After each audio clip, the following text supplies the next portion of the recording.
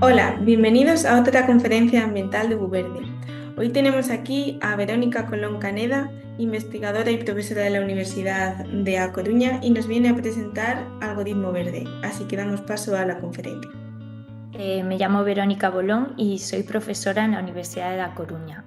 Yo soy ingeniera y doctora en informática y llevo varios años investigando en inteligencia artificial. Y hoy os quería hablar de la inteligencia artificial verde, que es algo que mucha gente no conoce. Entonces, quería empezar con una pregunta para que penséis la respuesta. Obviamente no vamos a levantar las manos ni nada. Y esta pregunta es, ¿qué efecto crees que tienen los sistemas de inteligencia artificial sobre el medio ambiente, ¿no? Y este efecto puede ser algo positivo, negativo o neutro para el medio ambiente. Entonces, dedicad unos segundos a pensar cuál podría ser la respuesta a esta pregunta cuando todavía no hemos hablado nada del tema. Bueno, pues esta pregunta no me la he inventado yo, sino que fue una pregunta que formaba parte de una encuesta que se realizó entre marzo y julio de 2021 por el Joint Research Center de la Comisión Europea. Es verdad que en 2021 ahora es como la prehistoria de la inteligencia artificial, no estábamos en el momento que estamos ahora, pero a mí me parecen súper interesantes los resultados que arroja, ¿no? Y en ese momento, pues vemos que un 63% de las personas que respondieron creían que la IA era un agente inocuo o neutro para el entorno natural. Un 32% afirmó que podría ser positivo para el medio ambiente y solo un 5% defendió los efectos negativos que la IA podría tener para el medio ambiente. Obviamente yo no soy adivina, no sé lo que estáis pensando, pero yo he hecho esta pregunta en muchas charlas en el último año y la respuesta que consigo hoy en día sistemáticamente es que la mayoría de la gente cree que puede tener efectos negativos, un porcentaje más pequeño cree que puede ser positivo y lo de inocuo o neutro es algo que prácticamente nadie dice. O sea, el panorama ha cambiado muchísimo porque pasamos de un 63% que creía que la IA, esta tecnología, era neutra, a al menos ya tenemos gente mojándose más para lo positivo o para lo negativo. En cualquier caso, esta pregunta es un poco trampa, ¿no? Porque en esta pregunta debería haber otra opción que es ambos, ¿no? O sea, la IA puede ser tanto positiva como negativa para el medio ambiente. Y de hecho vamos a ver que es así. Pero bueno, yo quería mantener un poco la pregunta original que se hacía en esta encuesta y no incluía esta opción.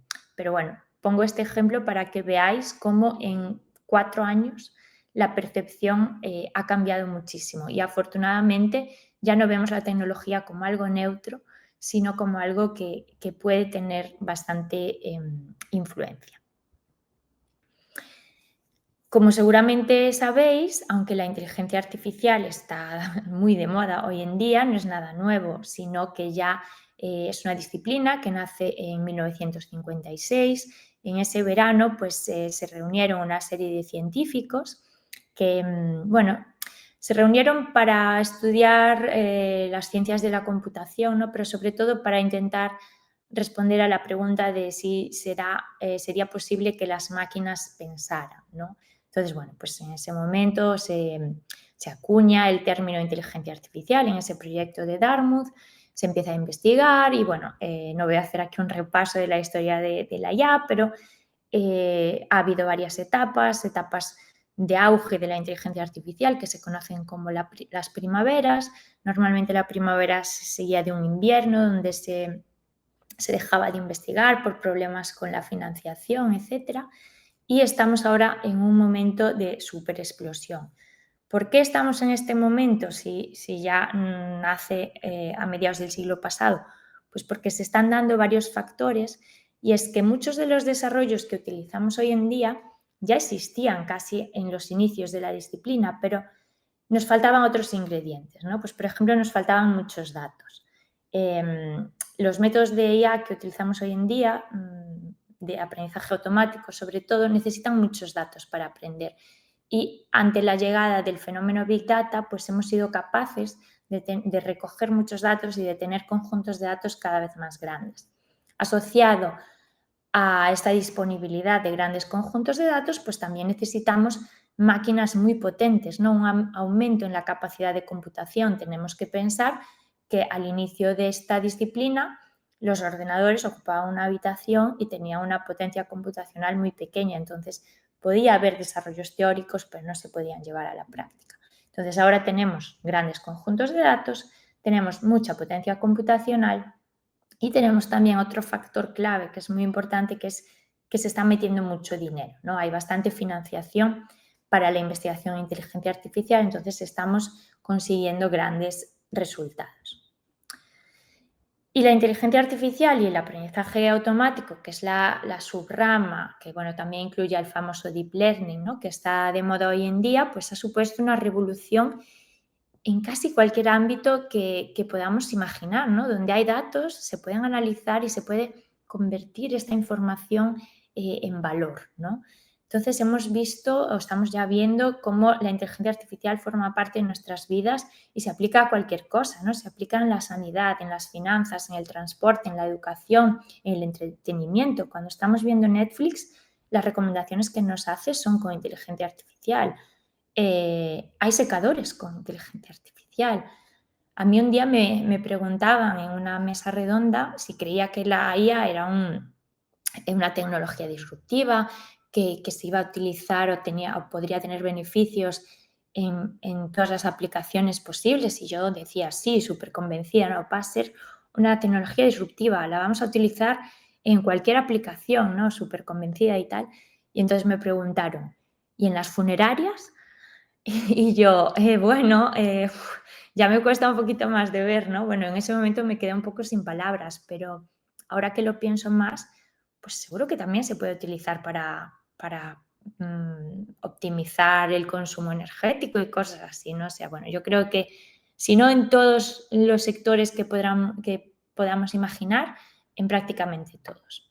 ¿Qué pasa? Que ante este uso masivo de la IA, esta democratización, pues se nos plantean también dilemas éticos. Ya que la vamos a utilizar tanto, necesitamos que la IA sea responsable o podamos confiar en ella.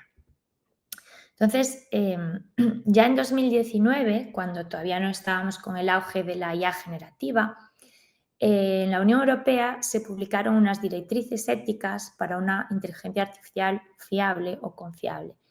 Y en esas directrices éticas se hablaba de varios requisitos, ¿no? Que teníamos que podríamos desear para que la inteligencia artificial pues, fuese, como os digo, confiable.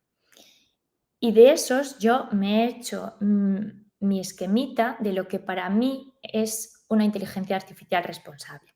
Entonces, bajo mi punto de vista, lo primero que tenemos que comprobar es la robustez del algoritmo que estamos utilizando, ¿no? Pues yo tengo un algoritmo y necesito comprobar que sea fiable, que sea robusto, que no cometa errores. Pues, por ejemplo, hemos visto casos donde sistemas de visión los engañan, ¿no? O sea, se inserta como un pequeñito ruido en las imágenes que no es perceptible al ojo humano, pero engaña al algoritmo, ¿no? Entonces, no podemos permitir esto. Los algoritmos tienen que ser robustos y fiables.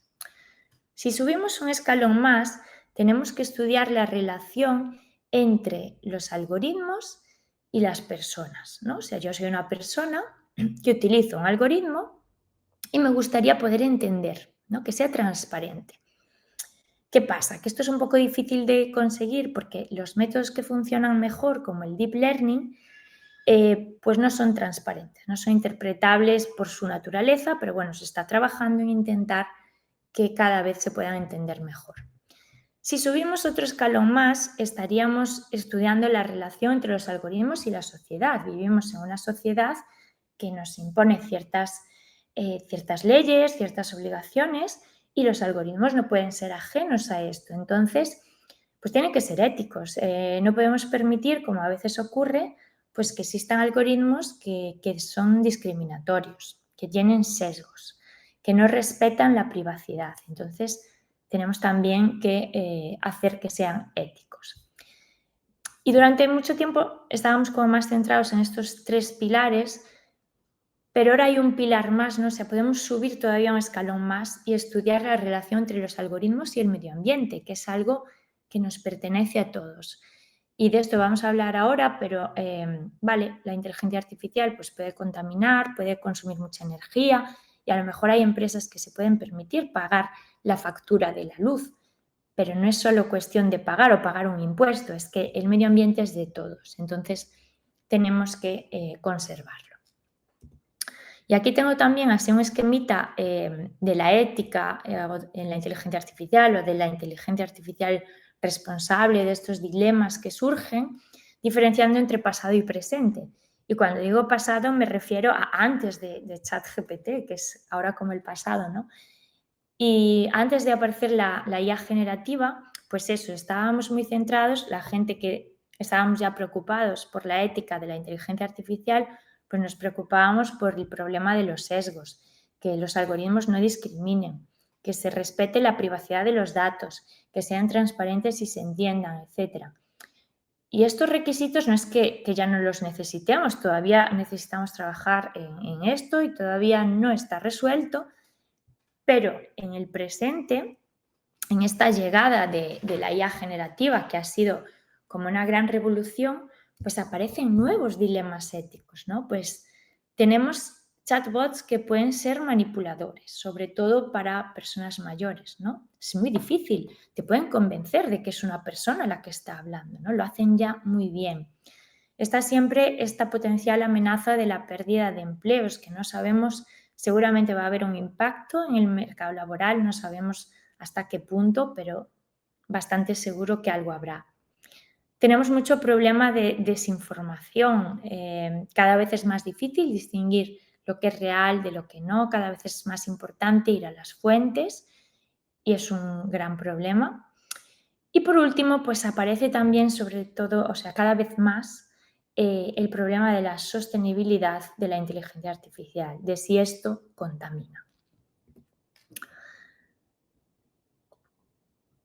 Y yo, la primera vez que me di cuenta de que la inteligencia artificial podía contaminar fue en 2019. Yo en 2019 leí un artículo que decía que la fase de entrenamiento de un modelo de inteligencia artificial, que era un modelo de lenguaje de la época que se llamaba BERT, pues podía emitir tanto CO2 a la atmósfera como 5 coches en su vida útil.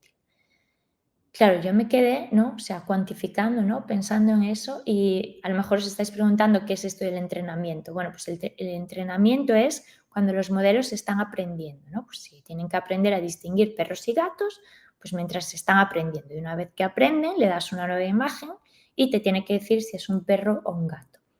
Entonces, bueno, como os decía, pues yo me quedé muy sorprendida porque yo llevaba ya como 15, bueno, 15 no, bueno, más de 10 años, casi 15, sí, investigando en inteligencia artificial.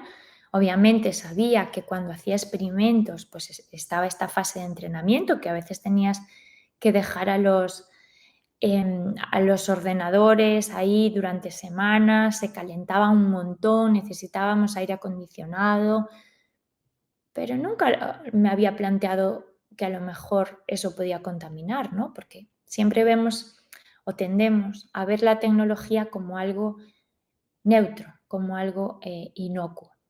Entonces yo ahí en ese momento me encontraba investigando en un problema que era que, bueno, un tipo particular de algoritmos de inteligencia artificial que se llaman de selección de características, bueno, pues yo estaba intentando adaptar los algoritmos para que en vez de utilizar para sus cálculos 64 bits, que es lo que utiliza un ordenador convencional, pues pudiésemos hacer los cálculos utilizando menos bits, pues a lo mejor 16 u 8, sin sacrificar el rendimiento en la tarea que teníamos que realizar. Yo en ese momento, mi motivación era imaginarme algo como dispositivos inteligentes súper pequeñitos, pues por ejemplo del tamaño de un pendiente inteligente o algo así. Obviamente, si tienes un dispositivo tan pequeñito, no vas a tener potencia computacional, entonces si conseguía reducir el número de bits necesarios para los cálculos, se podría estar embebido en dispositivos pequeñitos y bueno, era lo que yo estaba investigando. Pero claro, al leer este artículo me di cuenta de que sí, esa forma de adaptar los algoritmos para que utilizasen menos bits, pues también iba a consumir menos energía y por tanto contaminar más. Entonces fue cuando empecé a meterme en esto de la IA verde o la IA sostenible. Por daros algún dato más del omnipresente ChatGPT, no sabemos exactamente lo que consume, ¿no? Lo que contamina, porque OpenAI llegó un momento en que pasó a ser closed AI, ¿no? Son muy open, pero estas cosas no les gusta contarlas. Pero había un estudio de la Universidad de Copenhague donde intentaban estimar el consumo energético de GPT-3, ese modelo que venía en el primer chat GPT que conocimos, y decían que una única sesión de entrenamiento, de nuevo, cuando aprenden, y puede haber y hay más de una sesión, pues consumía o emitía tanto CO2 a la atmósfera como 126 hogares daneses en un año, ¿no? Que eso ya es una barbaridad. Entonces, bueno, estos datos, pues cuando puedes cuantificarlo, impactan un poquito. Y claro, todo este problema con la electricidad que requiere, pues ya no es cuestión de que si contamina, que si podemos pagar la factura, etcétera. Es que ya empieza a haber problemas de vamos a poder generar tanta electricidad como hace falta, porque bueno, hay informes que dicen que el consumo de energía de estos grandes centros de datos que necesita la IA, pues se va a duplicar o triplicar en los próximos años. Y claro, ya es la generación de electricidad ya a veces está un poco comprometida. Yo hace un par de semanas estuve en una charla sobre centros de datos y nos decían que por ejemplo, en ciudades como Londres o en partes de Londres, pues hay necesidad de construir vivienda. Y no se construye nueva vivienda no porque no haya dinero para construir vivienda o porque no haya suelo, sino porque no creen que pueda haber electricidad para cubrir la demanda, ¿no? De esas nuevas viviendas. Entonces, tenemos ese tipo de problemas y, sin embargo, estamos destinando mucha de la electricidad que se genera a estos grandes centros de datos y sistemas de inteligencia artificial. Y tenemos que preguntarnos cómo de ético es esto. Y antes os hablaba de datos de entrenamiento, ¿no? Durante mucho tiempo, cuando nos empezábamos a preocupar del consumo energético, de la contaminación, de los sistemas de IA, el foco estaba puesto en la parte de entrenamiento. ¿Por qué estaba puesto en la fase de entrenamiento? Porque la fase de entrenamiento es una fase muy larga, de una computación muy intensiva. Y además es algo que es como transparente, ¿no? Porque tú a lo mejor puedes pensar que ahora mismo, cuando estás utilizando ChatGPT, está consumiendo energía, pero no tienes por qué saber que ha habido un consumo de energía previo, que está oculto, ¿no? No lo sabemos. Entonces, bueno, se puso mucho énfasis en eso. Pero claro, ahora mismo la inteligencia artificial generativa tiene tantos usuarios que está esta segunda fase, ¿vale? El sistema ya ha aprendido a hacer lo que sea que tiene que hacer y pasamos a la fase que se llama de inferencia, que es, pues yo ahora distingo entre lo que es un perro y un gato o hablo con ChatGPT y le pido generar una imagen o lo que sea. Esto es la inferencia. Con el volumen de usuarios que tienen estos grandes modelos de lenguaje, estos chatbots, la gente empezó a preocuparse también por esta parte de inferencia. Entonces hay ya varios estudios que nos ayudan un poco a cuantificarlo y sabemos cosas que ya sospechábamos, pero que, por ejemplo, pues todo lo que sea generar imágenes consume muchísima más energía que lo que sea simplemente texto. Entonces esto es muy importante que lo sepamos, porque a veces aparecen pequeñas locuras como esta tendencia que que ha habido hace, no sé, como 2 meses, ¿no? Que de repente todo el mundo empezó a utilizar la nueva funcionalidad de ChatGPT para crear imágenes y se puso de moda crear imágenes en el estilo de Estudio Ghibli. Y la gente, bueno, es que debía ser eso una locura porque Sam Altman, el CEO de OpenAI, pues reconoció que habían conseguido 1 millón de usuarios nuevos en una hora, que es una auténtica locura, coincidiendo con este auge de esta moda de crear imágenes al estilo Estudio Ghibli. Llegaron a un punto que fue como, esto es súper divertido, pero literalmente dice, nuestras GPUs se están derritiendo, o sea, sus recursos computacionales ya no daban para más y tuvieron que limitar el número de imágenes que se podían generar cada día. Y claro, esto obviamente tenía un consumo de electricidad y sus emisiones de CO2 asociadas muy alto, e incluso también empezó a haber así un poco de preocupación por el agua, ¿no? que también se podía necesitar para toda esta generación de imágenes. Y yo estoy segura de que si la gente supiese que generar estas imágenes que se hacía por pura diversión tenía todo este efecto en contaminación o consumo de energía o desperdicio de agua, pues bueno, hay gente que lo habría hecho igual, pero otra gente a lo mejor se lo pensaba un poquito antes de seguir generando, ¿no? Y después otro detalle curioso, ¿no? Hay mucha gente, hay un meme de hecho, ¿no? Para esto que dice, yo siempre soy amable con ChatGPT y le pido las cosas por favor y gracias, porque si llega un momento en el que se rebelan las máquinas y nos vienen a conquistar, pues ya, uy, a ese no lo matamos, que siempre decía por favor y daba las gracias, ¿no? Y bueno, es algo que a veces hacemos, ¿no? No por eso, sino porque por costumbre, pues por favor, tal, gracias. Pero ¿qué pasa? Que cuando tú pides algo a ChatGPT, bueno, digo ChatGPT por generalizar, pero cualquier chatbot, te da una respuesta y tú contestas gracias. Entonces el chatbot va a contestar a tu gracias, porque siempre, siempre contestan. Y eso al final es una iteración nueva que hacemos, que tiene un coste energético, y el propio Sam Altman, de nuevo, reconoce que son decenas de millones de dólares. O sea, él habla en coste económico, pero obviamente este coste económico va asociado a un coste energético.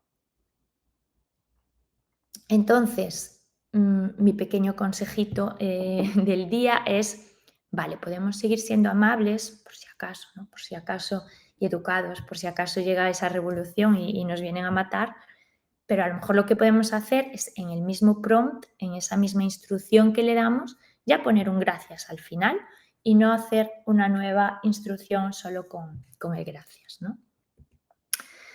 Y bueno, como os decía antes, pues también hay mucha polémica, ¿no? Por las necesidades de refrigeración que tienen los grandes centros de datos. Obviamente toda esta computación se calienta muchísimo y necesitan refrigerarse, y esto normalmente se hace con agua. Por eso se dice que pues eso, que cada consulta de 20-50 preguntas a ChatGPT, no sé qué, consume X de agua. Hay muchísimas estimaciones, no se sabe exactamente cuánta agua consume, pero lo que está claro es que esos centros de datos se tienen que refrigerar y que algo de agua se consume, y que también lo tenemos que tener en cuenta. De hecho, hace ya más de un año había salido esta noticia de un hipercentro de datos de la empresa Meta, que iba, no sé si está ya construido, a construir en Talavera de la Reina.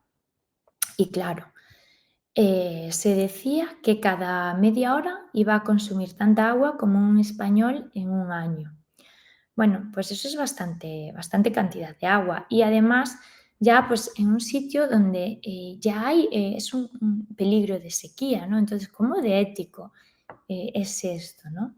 Y claro, además hay un poco el problema porque a veces se ponen estos centros de datos en sitios donde hace sol para poder utilizar energías renovables, pero claro, a su vez los sitios de sol pues pueden tener problemas de sequía, ¿no? Y bueno, hay todo un súper estudio alrededor de los centros de datos, de hacerlos más eficientes, hacerlos más ecológicos, pero lo que está claro es que, bueno, como dice también este artículo de The Guardian, pues se tiende a construir los centros de datos en las zonas más secas, por lo tanto, zonas que ya tienen problemas de sequía y ahí se necesita consumir agua. Entonces, como os digo, es un problema.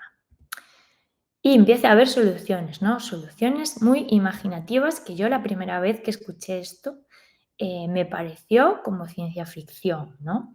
Pero hay un proyecto europeo que de hecho tiene un socio en Madrid que está estudiando la viabilidad de llevar centros de datos al espacio. A ver, ahí hay una motivación que es muy interesante, que es que en el espacio hay luz del sol 24 horas, la que quieras, para producir energía y además no hace falta refrigerar porque las temperaturas ya son muy bajas. Entonces, por esa parte, todo beneficios. Ahí hay un poco de inconvenientes de la energía que se requiere para llevar todo el centro de datos al espacio, los mantenimientos que le haya que hacer, toda esa transferencia de datos a un sitio que está tan alejado. Bueno, lo están estudiando, ¿no? Es como una cosa piloto, pero bueno, nunca se sabe y a mí me parece súper interesante. También he escuchado que hay centros de datos también en el fondo del mar, porque al final pues también está refrigerado y bueno, pero cosas así como experimentales, ¿no? Escuchamos a veces hablar también de recuperación de energía nuclear para alimentar a estos centros de datos. Yo he escuchado cosas también súper curiosas como algunas startups que te ponen como un mini centro de datos en tu casa con forma de radiador y de paso que se están ahí entrenando algoritmos, tú tienes tu calefacción. Bueno, empieza a haber mucha imaginación en este ámbito y bueno, me parece muy interesante y que es necesario investigarlo. Y claro, tenemos también otros problemas asociados, como este artículo de hace unos meses que también nos decía que debido a este auge de la inteligencia artificial, pues la basura electrónica también se va a multiplicar por 1000, ¿no? En esta década, lo que supone un problema ambiental importante. Y bueno, después de esta introducción, ¿no? De poneros varios ejemplos para que veáis que la tecnología desde luego no es neutra y que podemos tener un problema, pues vamos a empezar también a hablar de soluciones, ¿no? Y la solución a estos problemas es la inteligencia artificial verde. La inteligencia artificial verde es esta investigación en inteligencia artificial donde intentamos seguir produciendo resultados novedosos, pero intentando también optimizar un parámetro que sea el coste computacional, el consumo energético, ¿no? y promoviendo una reducción en los recursos que se consumen. Y esto es en contraposición con la IA más tradicional, a la que podemos denominar IA roja, que es esta investigación donde lo único que queremos es mejorar los resultados a costa de poner cada vez más potencia computacional, más GPUs, más de todo, más tiempo. Y a veces, pues, seguir aumentando estos recursos computacionales nos lleva a unas mejoras marginales. O sea, mi opinión es que, vale, hay problemas que son de suma importancia para la sociedad y tenemos que poner ahí todos los recursos que tengamos. Descubrimiento de nuevos fármacos, lucha contra ciertas enfermedades, pues sí, si podemos mejorar un 0,001, eso son muchas personas.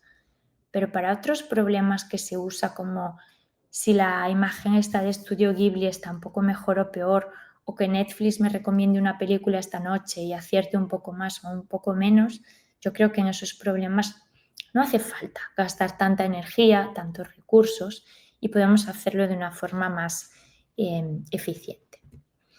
Y asociado al término IA verde está también este término de algoritmos verdes. Y algoritmos verdes tiene una doble vertiente. Por una parte tenemos Green Buy. Green Buy es desarrollar, o sea, utilizar algoritmos de inteligencia artificial en aplicaciones que puedan contribuir a la sostenibilidad, a mitigar el cambio climático o, bueno, a cualquier problema relacionado con el medio ambiente. Y la segunda patita de los algoritmos verdes es intentar desarrollar algoritmos de IA que además sean más eficientes computacionalmente, ¿no? Y puedan reducir su huella de CO2. Entonces, si volvemos a la pregunta con la que habíamos empezado, ¿puede ser buena o puede ser mala? Pues la inteligencia artificial puede ser mala para el medio ambiente porque consume mucha energía, pero en la contribución Green Byte también puede ser buena porque también puede ayudar, y lo hace, en problemas relacionados con el medio ambiente. Entonces vamos a empezar por ver algunos ejemplos de Green Byte, de aplicación de IA a problemas de desarrollo sostenible relacionados con el medio ambiente, etc.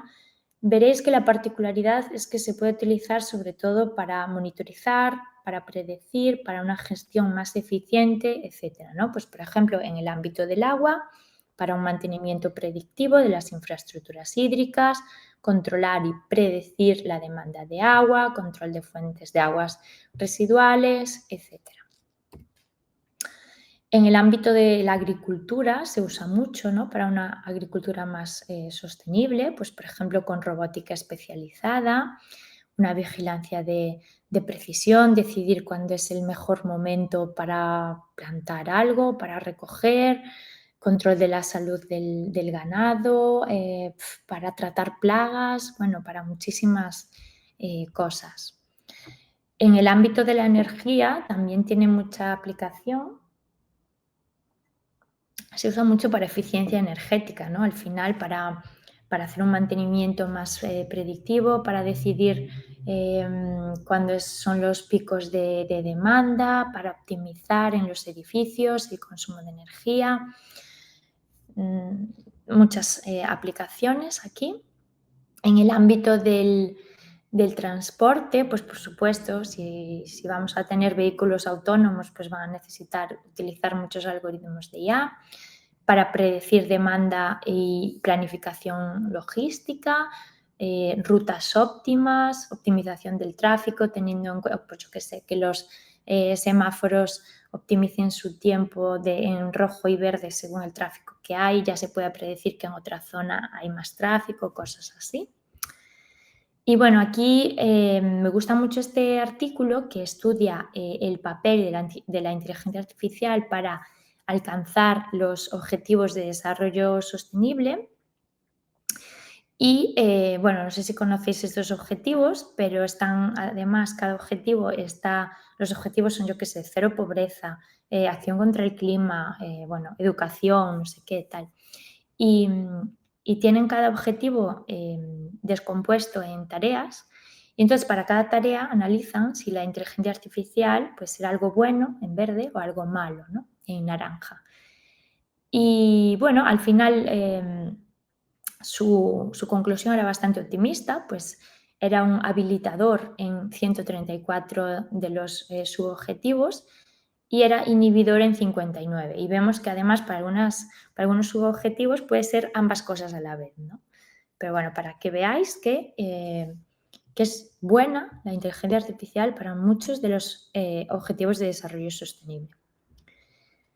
Y bueno, hay aplicaciones también, ¿no?, que podemos usar y están relacionadas con este ámbito Green Byte. Pues, por ejemplo, Oroeco, que es una aplicación que gamifica el impacto de la huella de carbono personal, entonces pues anima a los usuarios a tomar unas decisiones más sostenibles y para eso utiliza datos y algoritmos que le permiten personalizar los consejos para cada persona sobre cómo puede reducir su huella de carbono.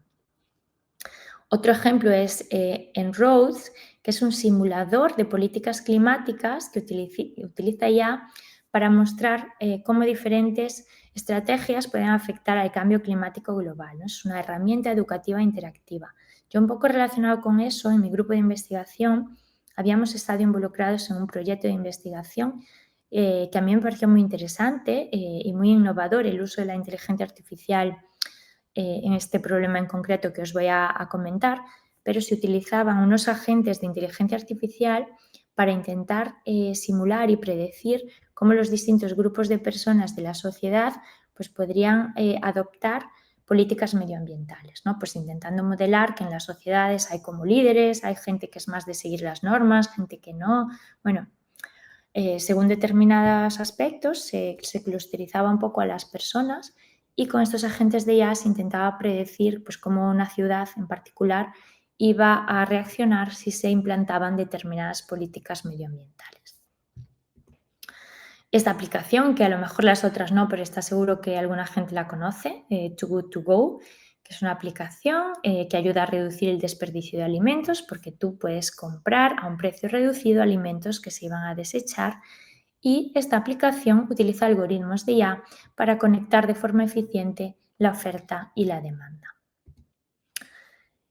Y ahora vamos a pasar a ver un poquito qué podemos hacer en esta pata del Green-in, ¿no? De desarrollar algoritmos que sean más eficientes y consuman menos recursos, ¿no? Y bueno, os voy a contar así, sin meterme mucho en detalles técnicos, pues ciertas cositas que podemos hacer. La primera es la optimización algorítmica, que es aumentar la eficiencia de los algoritmos, ¿no? Siempre un código de programación, para empezar, se puede hacer más óptimo.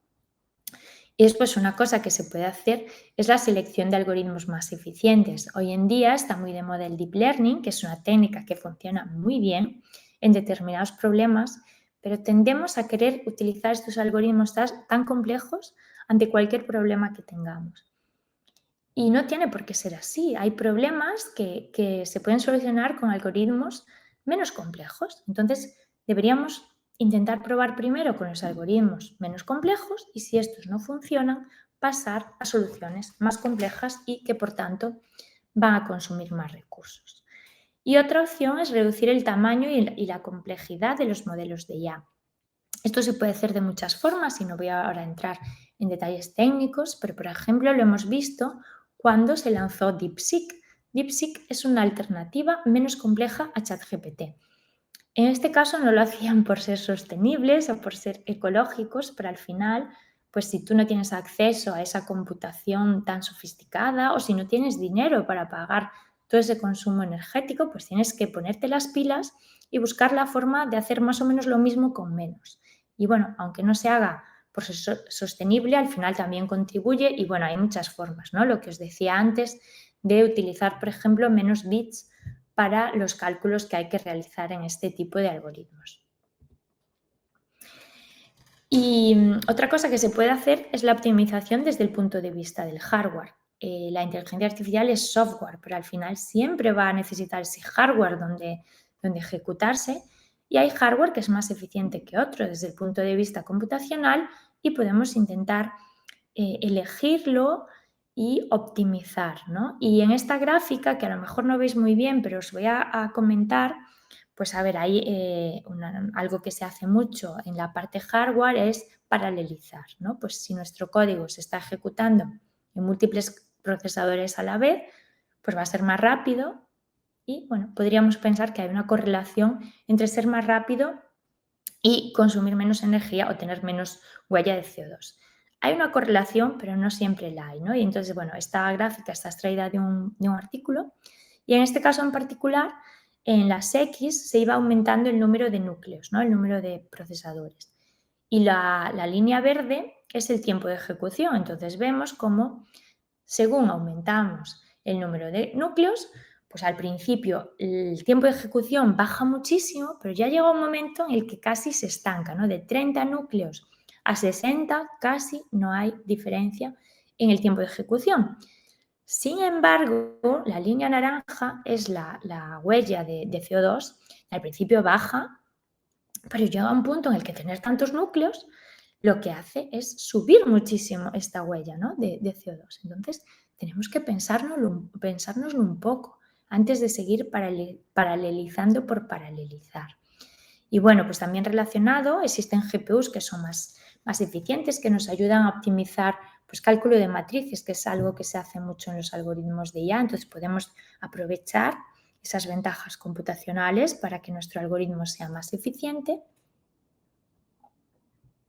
Y también podemos explorar el uso de paradigmas como el Edge Computing o computación en el borde, que intenta que los cálculos se hagan en el propio dispositivo, en vez de estar enviando todos los datos a la nube y que allí se centralicen y se haga como un entrenamiento más grande, pues hay también esta opción de vamos a hacer los cómputos, los cálculos en el propio dispositivo, que además tiene otros beneficios, como por ejemplo que se mantiene la privacidad de los datos, no hay latencia, etc.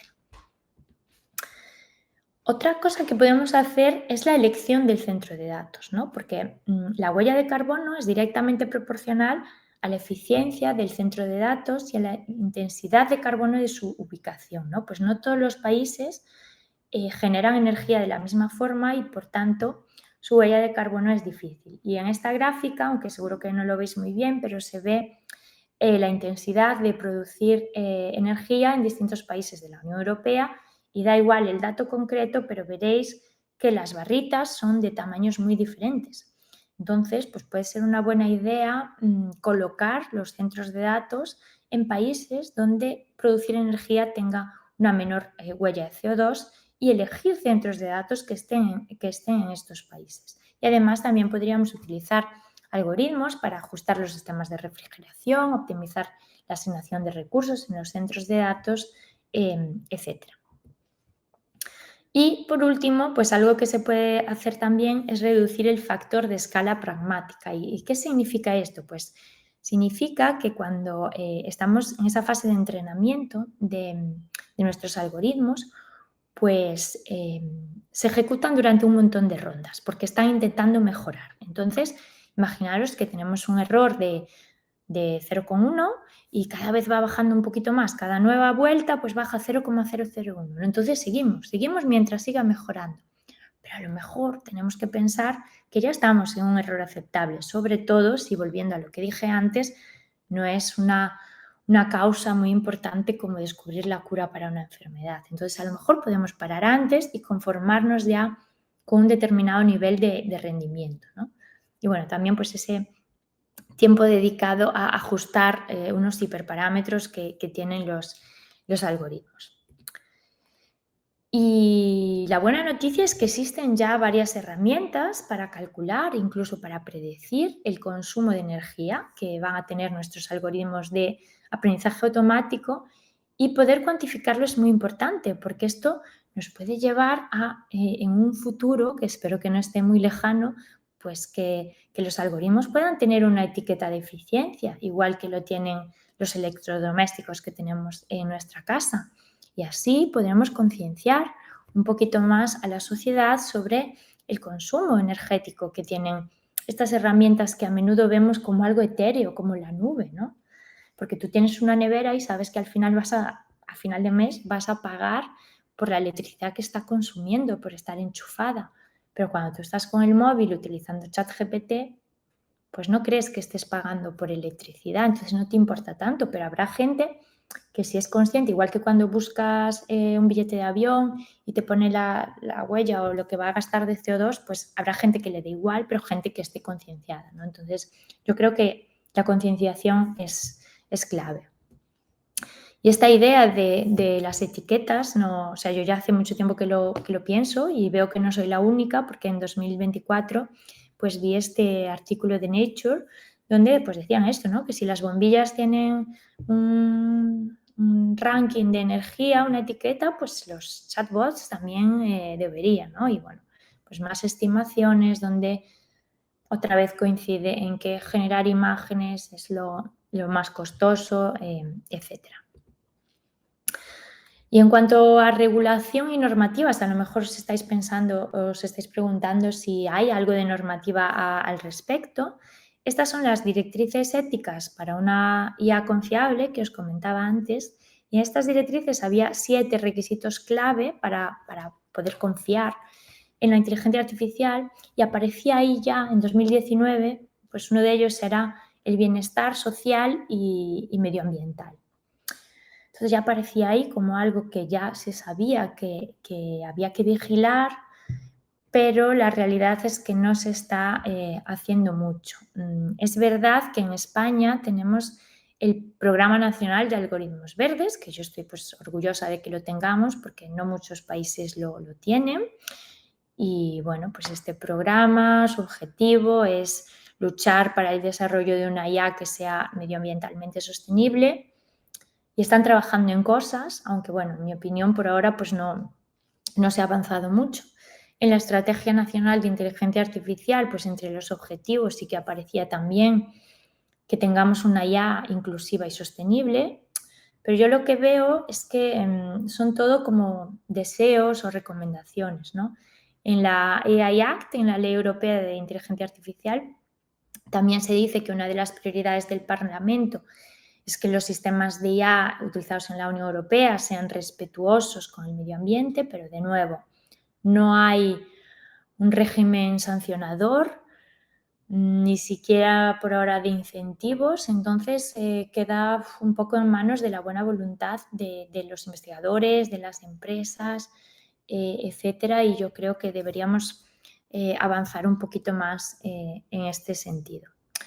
Al final, bueno, pues el medio ambiente debería ser un bien jurídico a proteger, ¿no?, frente al desarrollo de la IA, porque es de todos. Es cierto que no es fácil estos temas de jurisprudencia, porque igual que pasa con la ley de IA, o sea, tiene que ser lo suficientemente flexible para adaptarse a los cambios, pero también tiene que ser sólida para garantizar la seguridad jurídica, y lo que yo sí creo que es fundamental es que hasta ahora la perspectiva ética era antropocéntrica, ¿no? Nos centrábamos más en los derechos de las personas, pero quizás ahora también nos tenemos que centrar en los derechos del medio ambiente un poquito.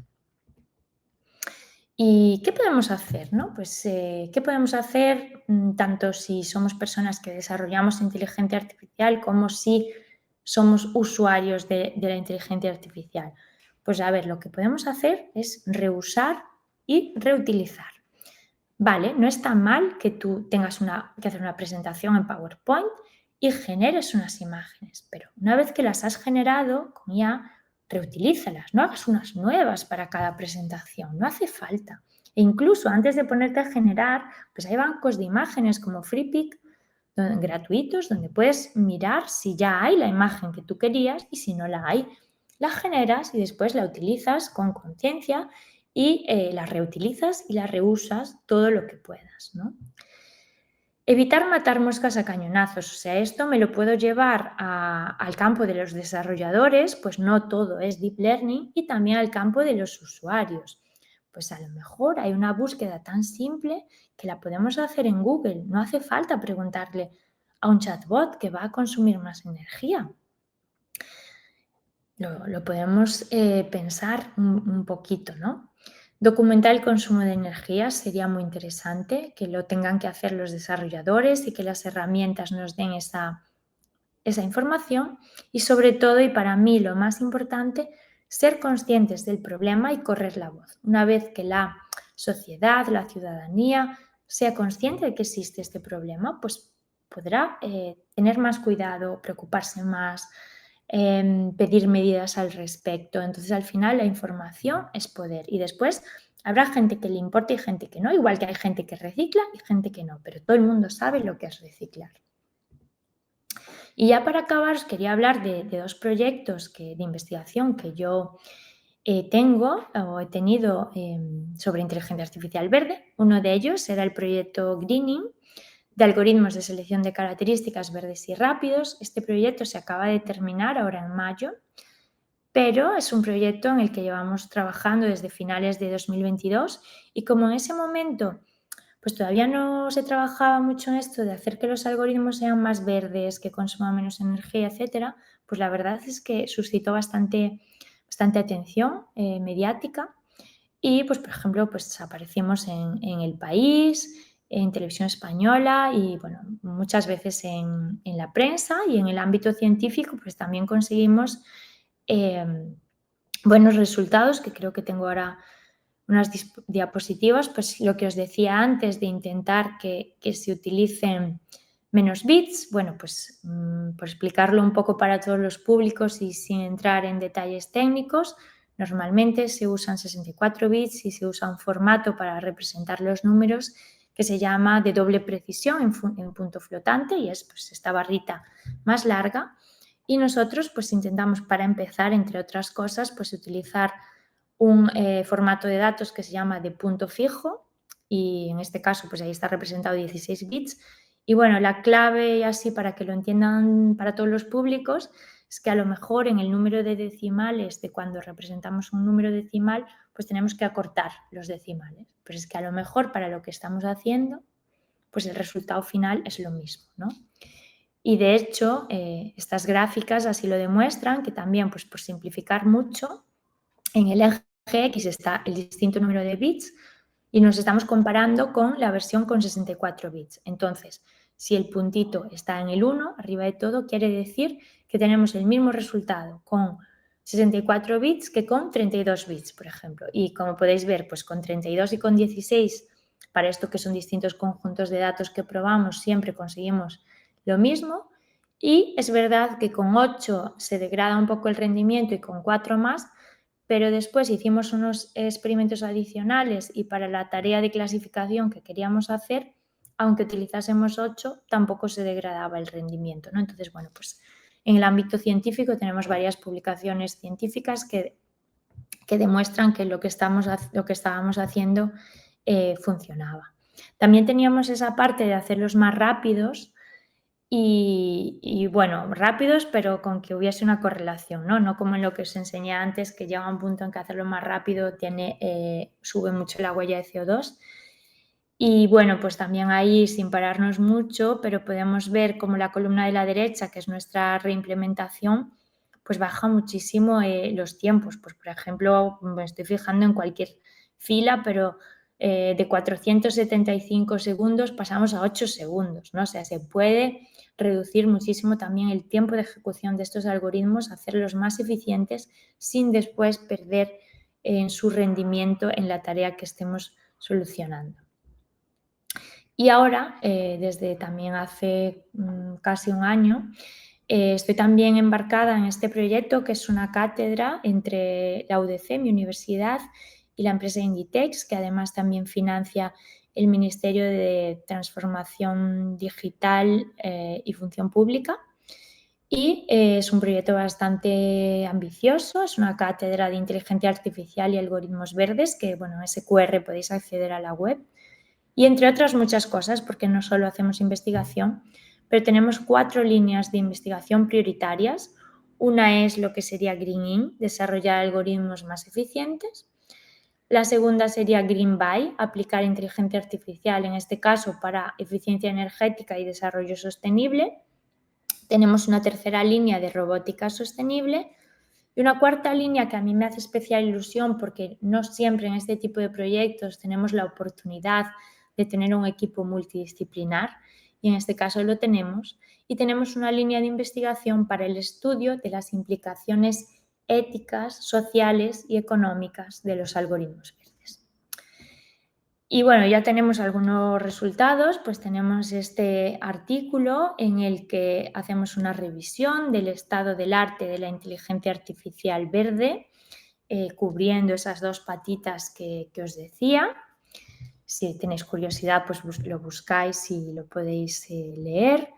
Y bueno, tenemos ya algunos resultados, pues también en métodos de aprendizaje federado, aprendizaje en el borde que os comentaba antes, donde vamos a adaptar los métodos ya existentes para que se puedan ejecutar en el propio dispositivo y bueno, pues hay que enfrentarse a retos porque la información está distribuida, solo se pueden compartir con los otros dispositivos los parámetros del modelo, pero no los datos, para respetar totalmente la privacidad, lo cual tiene beneficios pues, en aplicaciones como la medicina, por ejemplo, y muchísimos más. Y bueno, tenemos ya algún resultado ya prometedor en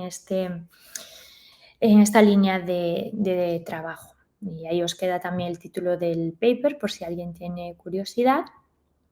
Y ya por último, algo a lo que yo me estoy dedicando mucho en los últimos años es a la divulgación en inteligencia artificial verde, por lo que os decía de que yo creo que es fundamental concienciar a la sociedad.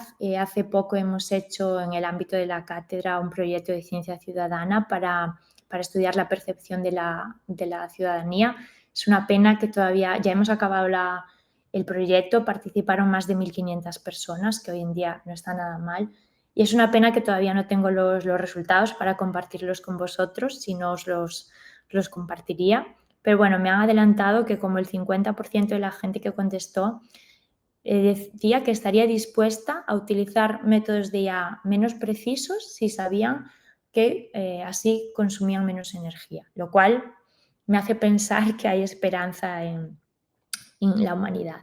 Y bueno, aquí os dejo pues 2 de mis últimas contribuciones en divulgación, pues un artículo para la Fundación muy interesante hacia una inteligencia artificial más sostenible, el reto de la Green AI, y también un artículo que publiqué hace como 2 semanas o algo así en The Conversation, pues se titula ¿Puede la IA ser peor para el planeta que los maratones de series? Si tenéis curiosidad, lo podéis leer.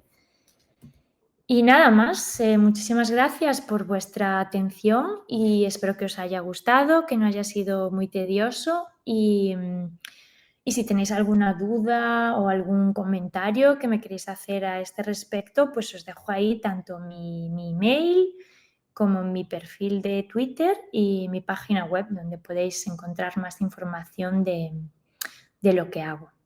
Y nada, muchísimas gracias por haberme escuchado.